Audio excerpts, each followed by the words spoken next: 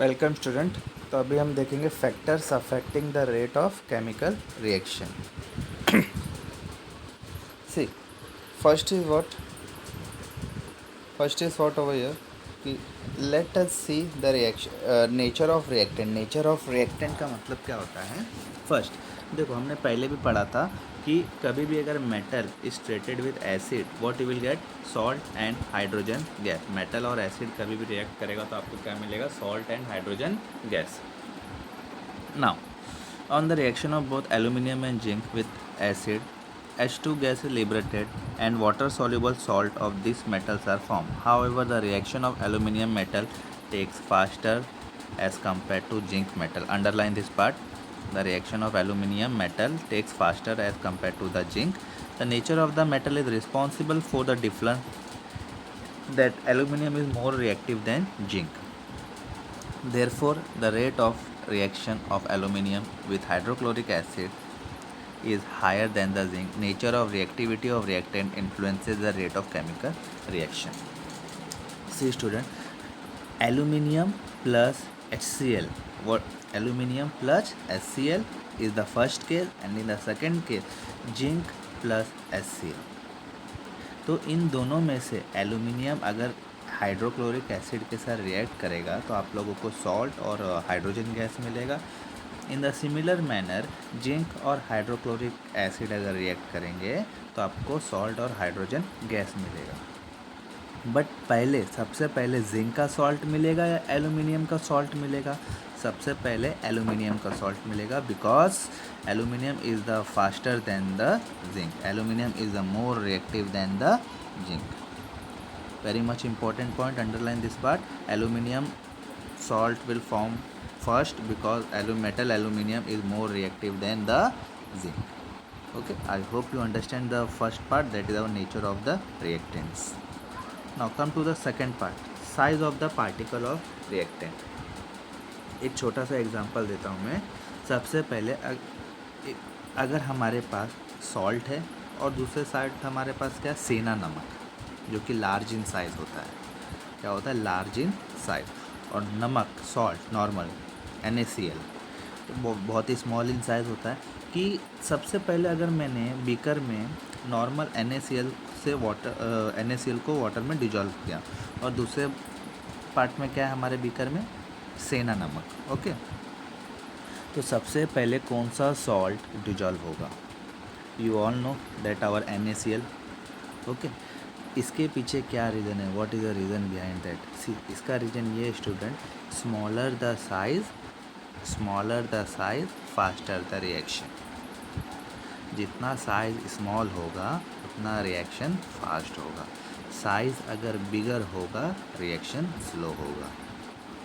Okay, see here procedure में देखो कर दिया गया।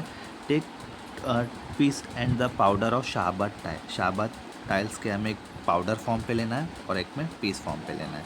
इक्वल वेट होना चाहिए। दोनों टेस्ट में add 10 ml dilute HCl। Observe the whether effervescence of carbon dioxide is formed at faster और slower speed. You must have found in the above activity CO2 effervescence is formed slowly with piece of Shahabad tile while at a faster speed with the powder. 10 ml dilute HCl हमारे test tube में है।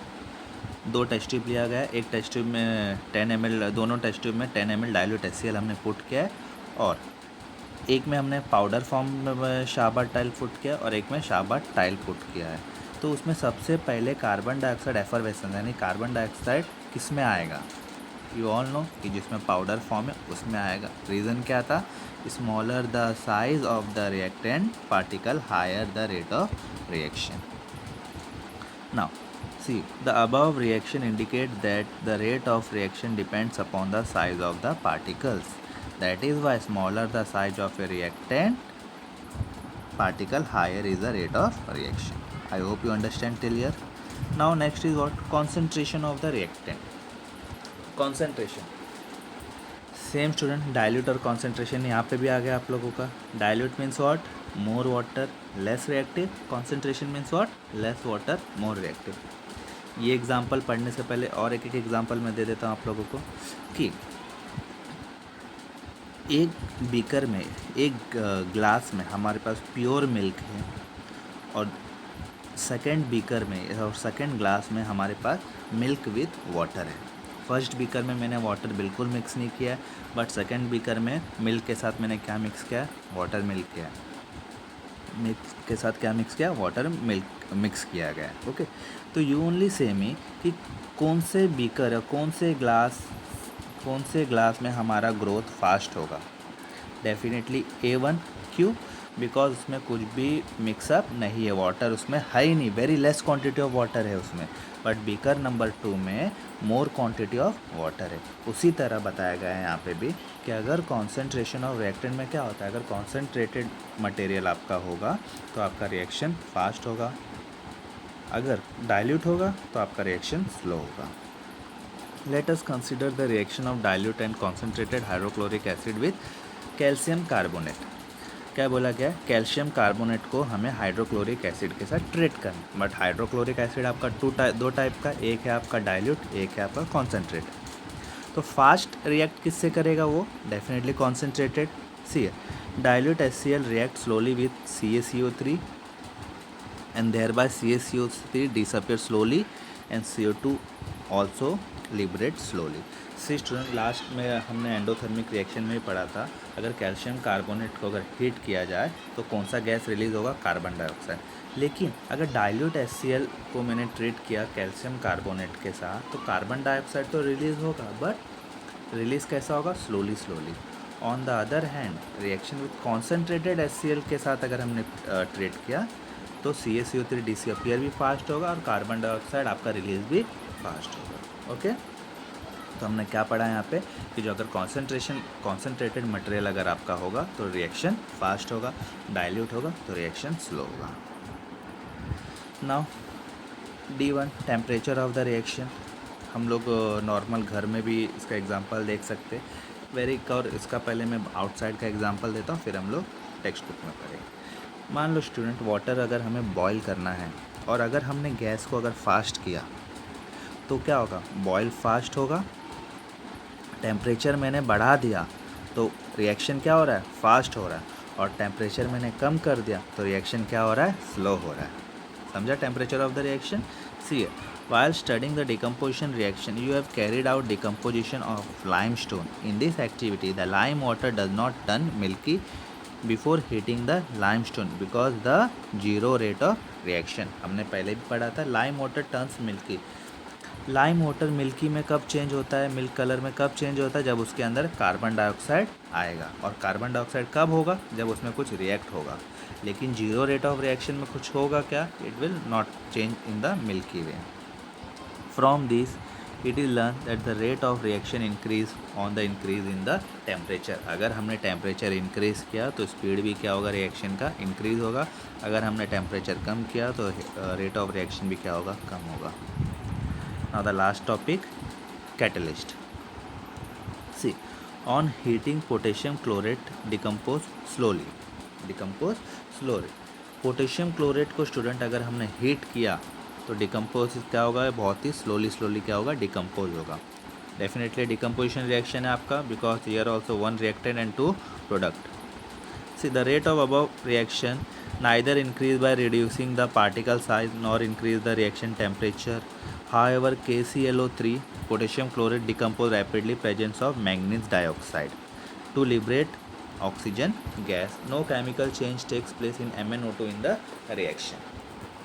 से student, हमने potassium chlorate में जितने भी factors पढ़ा था वो सब इस्तेमाल किया। सबसे पहले उनके साइज़ को इंक्रीज़ किया, साइज़ को स्मॉल किया तो भी रिएक्शन फास्ट नहीं हुआ।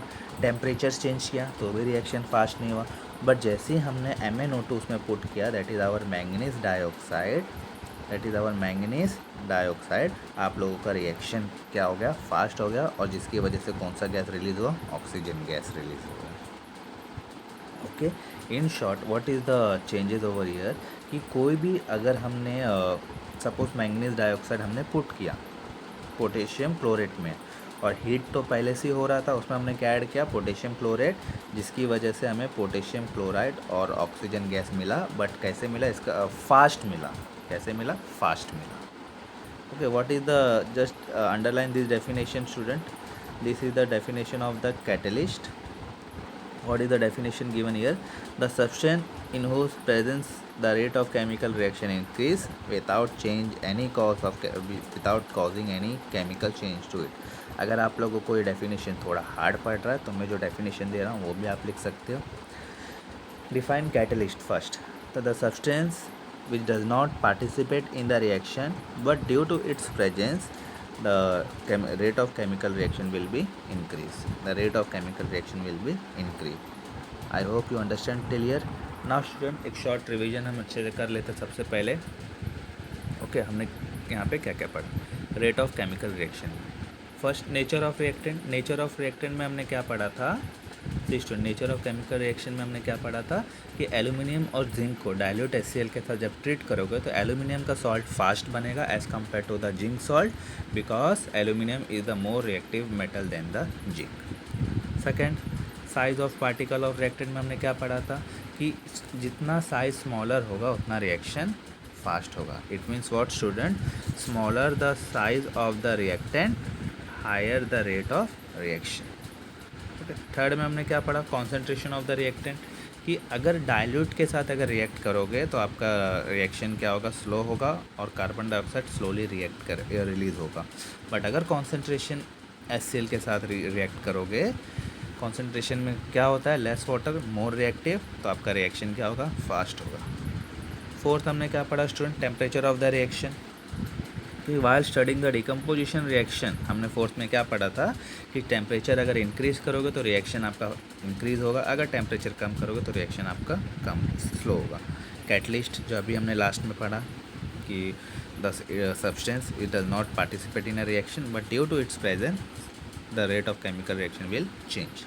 तो स्टूडेंट अगर what are the factor affecting the rate of chemical reaction ऐसा पूछा जाए तो पाँचों आपको लिखने पड़ेंगे. ओके एक फैक्टर को एक मार्क्स से अगर एक मार्क्स का क्वेश्चन आता है what are the factor affecting the rate of chemical reaction सिर्फ आपको नाम लिखना है. First nature of reactant, second size of reactant, third concentration, fourth temperature और fifth catalyst. I hope you understand till here. If you are having any doubt in this concept that is factor affecting the rate of chemical reaction then you can ask. Thank you.